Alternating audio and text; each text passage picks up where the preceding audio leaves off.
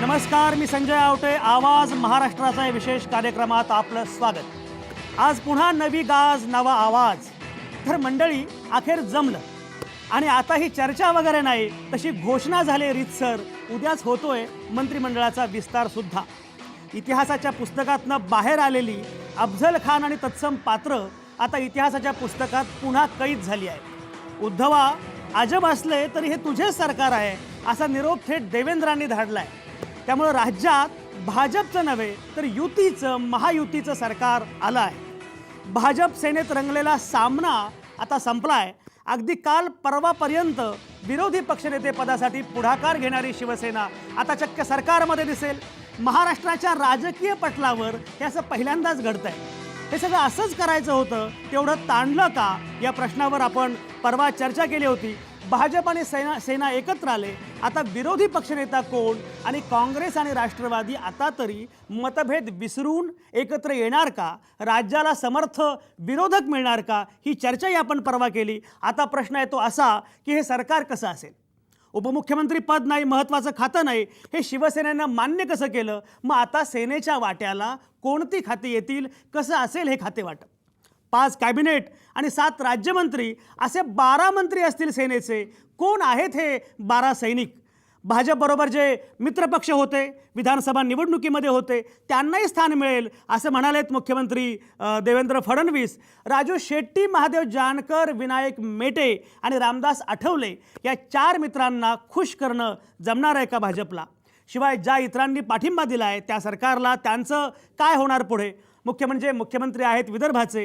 वेगळा विदर्भ ही भूमिका आहे भाजपची. आणि या विधानसभा निवडणुकीत भाजपला सर्वाधिक यश मिळालं ते विदर्भातच. सेनेचा विरोध आहे वेगळ्या विदर्भाला. मग हे सगळं कसं होणार?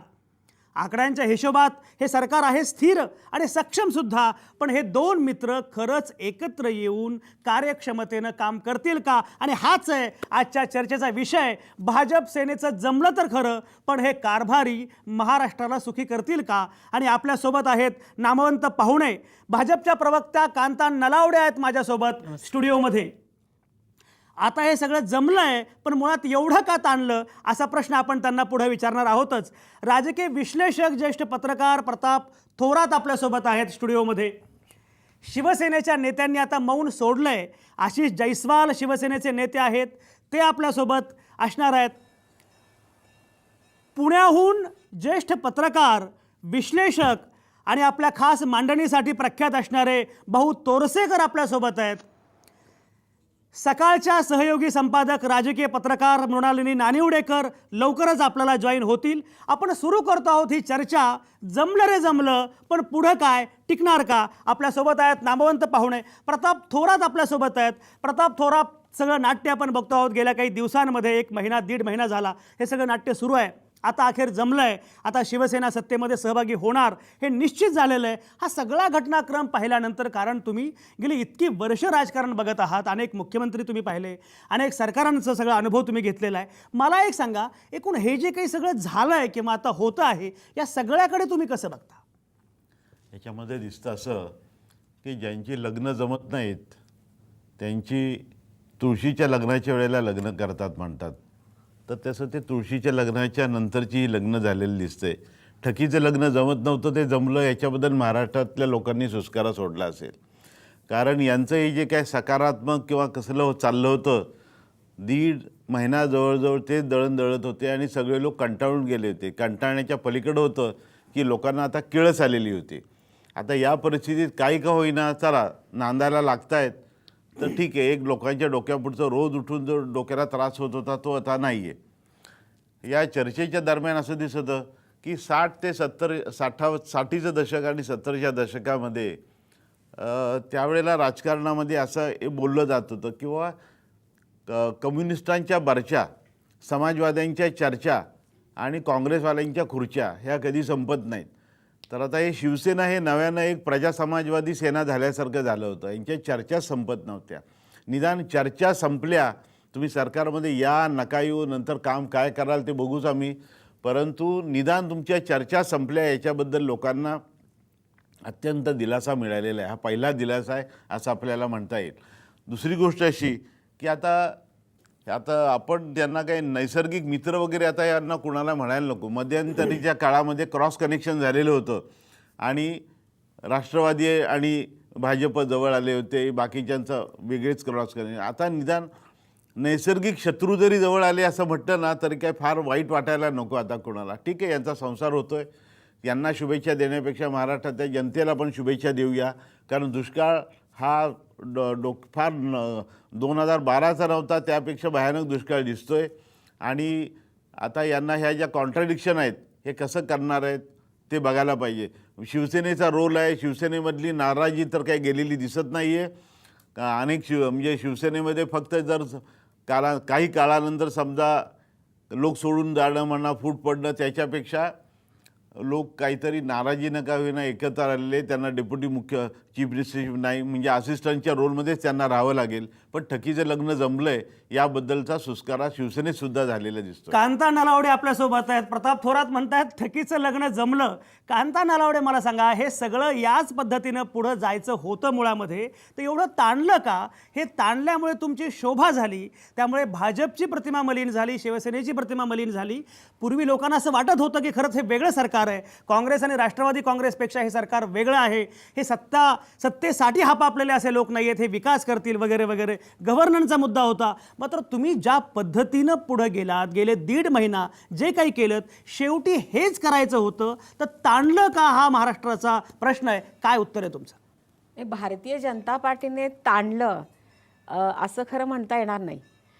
निकाल लागल्यानंतर आपण पाहिलं, मुळातच यावेळेला भारतीय जनता पार्टी आणि शिवसेना आम्ही वेगवेगळे लढलो. 25 वर्षात प्रथमच हे घडलं. लोकसभासुद्धा आम्ही एकत्र लढलो होतो. परंतु महायुतीमध्ये शिवसेना हा आमचा मित्रपक्ष असतानासुद्धा विधानसभेच्या निवडणुकीमध्ये जागेच्या वाटपावरून खरं आम्ही वेगवेगळे झालो आणि वेगवेगळी निवडणूक लढलो. पण तरीसुद्धा या महाराष्ट्रातल्या जनतेनं भारतीय जनता पार्टीला आणि शिवसेनेला म्हणजे खरं म्हणजे मतं दिली, की त्यांनी त्यांचा पाठिंबा दर्शवला की हे दोन पक्ष, भारतीय जनता पार्टीला सुद्धा जागा चांगल्या मिळाल्या, शिवसेनेला सुद्धा चांगल्या जागा मिळाल्या.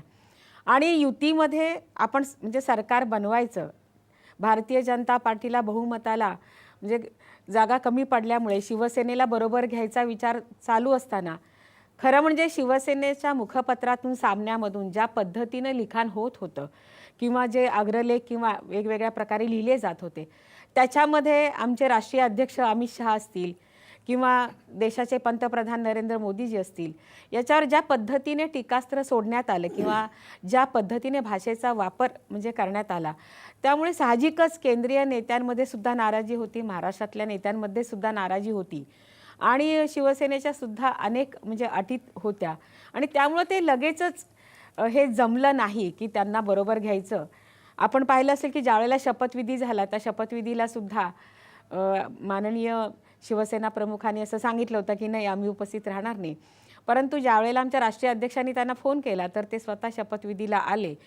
ते ज्यावेळेला शपथविधीला आले त्याच वेळेला भारतीय जनता पार्टीच्या आमच्या अनेक नेत्यांना वाटलं की या पुढील काळामध्ये शिवसेना नक्कीच आपल्याबरोबर येईल आणि शिवसेनेला बरोबर येणं हे आवश्यक होतं भारतीय जनता पार्टीच्या सुद्धा दृष्टीने आणि शिवसेनेच्या दृष्टीने सुद्धा. कारण जनतेला जी आश्वासनं दिली होती किंवा निवडणुकांच्या काळामध्ये लोकसभा असेल, विधानसभा असेल, आम्ही राष्ट्रवादीचा भ्रष्टाचार असेल किंवा काँग्रेसच्या विरोधामध्ये जो प्रचार केला आणि निवडून आल्यानंतर खरं आत्ता प्रकाशजी बोलले, राष्ट्रवादीला आम्ही मदत मागायला गेलेलो नव्हतो. राष्ट्रवादींनी खरं म्हणजे निकाल पूर्ण यायच्या अगोदरच त्यांचा पाठिंबा आम्हाला जाहीर केलेला होता. कदाचित त्यांनी दिला पण तुम्ही नाकारला नाही. नाही, नाकारलं, पण परंतु प्रत्यक्षात आमच्याशी ते बोललेच नाहीत ना, परस्पर असं कोणीही मीडिया समोर बोले. महादेव जानकर म्हणाले होते सुप्रियाताई सुळेंच्या निवडणुकीमध्ये मोदींनी मदत केली म्हणून. नाही, महादेव जानकर असं कसं म्हणू शकतात? आता ते रेकॉर्डवरती म्हणाले, त्याला आपण काय करायचं? महादेव जानकर ते काही म्हणजे बोलू शकतात, पण प्रत्यक्षात तुम्हाला सांगते, बारामती मतदारसंघामध्ये मी सुद्धा महादेव जानकरांचा प्रचार केलेला आहे आणि त्या ठिकाणी महादेव जानकरांना ज्या पद्धतीने मते मिळालेत, फक्त 60-61 हजारांनी सुप्रिया सुळे निवडून आलेले आहेत. जर का आमच्या लोकांनी तिथे त्यांना मदत केली असती तर मला असं वाटत नाही की जानकर तिथे हरले असते. मुळात जानकरांचं एक मिनिट, जानकरांचं हरणं तुम्हाला सांगते त्याचं कारण आहे, त्यांनी जर का त्या निवडणुकीमध्ये त्यांनी कमळ निशाणी घेतली असती तर तुम्हाला सांगते सुप्रियाताई नक्कीच हारल्या असत्या. परंतु त्यांनी कमळ न घेता कब्बशी ही निशाणी घेतली आणि तरीसुद्धा एवढं त्यांना मताधिक्य खरं म्हणजे खूप चांगली मतं मिळाली. आणि खरं हे सिद्ध होते की या ठिकाणी भारतीय जनता पार्टी ही जानकरांच्या बरोबरच होती. आमचे सगळे कार्यकर्ते एक दिलाने एकजुटीने त्या ठिकाणी कामाला लागले होते. मी मागच्या वेळेला लोकसभा तिथून म्हणजे लढवली असल्यामुळे मी स्वतः त्या ठिकाणी त्यांच्या मतदारसंघामध्ये सभा घेतल्या होत्या. वातावरण फार चांगलं होतं आणि सगळ्या मतदारांचंही म्हणणं होतं की ताई जर कमळ असतं तर अजून अधिक चांगलं झालं असतं. आणि त्यामुळं मोदीजींनी वगैरे मदत केली. त्यांनी असं का बोलले असेल ते त्यांनाच माहीत. परंतु मला असं वाटत नाही आहे की जास्त ताणलं गेलं. त्याला अनेक म्हणजे प्रश्न उत्तर प्रतिउत्तर अशा प्रकारे प्रक्रिया प्रतिक्रिया एकमेकांच्या याच्यावरून ज्या पद्धतीने झाल्या, नाराजी झाली. त्याच्यानंतर त्यांच्या शुक्लांनी सुद्धा जे त्यांच्या स्वतःच्या लेखामध्ये आमच्या पंतप्रधानांच्या वडिलांचा उल्लेख केला त्यामुळे आणखी जास्त सगळे कार्यकर्ते नेते नाराज झाले. अशा बऱ्याचशा गोष्टी शिवसेनेकडून सुद्धा काही नेते ज्या पद्धतीने अफजल खान किंवा अफजल खानाची सेना या सगळ्या गोष्टींचा परिणाम लगेचच निर्णय न घेण्यामध्ये झाला असावा म्हणजे असं मला वाटतं. फार ताणलं नाही असं कांता नलावडे म्हणतात. आता जानकरांचा उल्लेख झाला. जानकर असतील, शेट्टी असतील, आठवले असतील, मेटे असतील, या सगळ्यांनाही खुश करणं, समाधानी करणं हे पुढचं आव्हान आहे.